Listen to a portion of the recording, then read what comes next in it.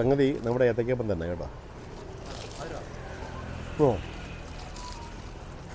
വടി ചോദിക്കാൻ കടയിൽ കയറിയതാണ്. പറക്കുന്നു എന്താ പഴം ഇങ്ങനെ നീളത്തിൽ ചെറിയ പഴമാണ്. എൻ്റെ നാട്ടിലെ ചെറിയ പഴം തന്നെ ഒരു ഗ്ലാസ്സിന് കൊണ്ടൊക്കെ വെച്ചിട്ട് അത് അമ്മക്കി എടുക്കുകയാണ്. അപ്പം നീളത്തിലാകുന്നുണ്ടത്. നേരത്തെ പഴന്തോടം പഴത്തിൻ്റെ കൂട്ടുള്ള ഒരു പഴമാണ്.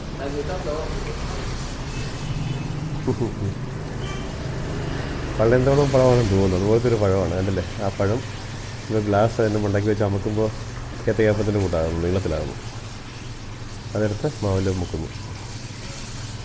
എന്നിട്ട് ഈ മാവിൽ മുക്കി എണ്ണയിൽ 3-4 ആവർത്തി മാവിൽ മുക്കിയിട്ട് അത് തിളപ്പിക്കുമ്പോഴാണ് ഇത് ഈ ഷേപ്പ് ആകുന്നത്.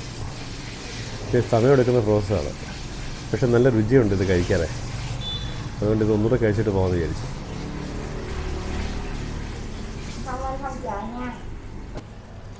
ഇത് നമ്മുടെ പഴംപൊരി തന്നെ. പഴംപൊരിയുടെ ഇവിടുത്തെ ഒരു വകഭേദമാണ്. നല്ല രുചിയുണ്ടായിരുന്നു.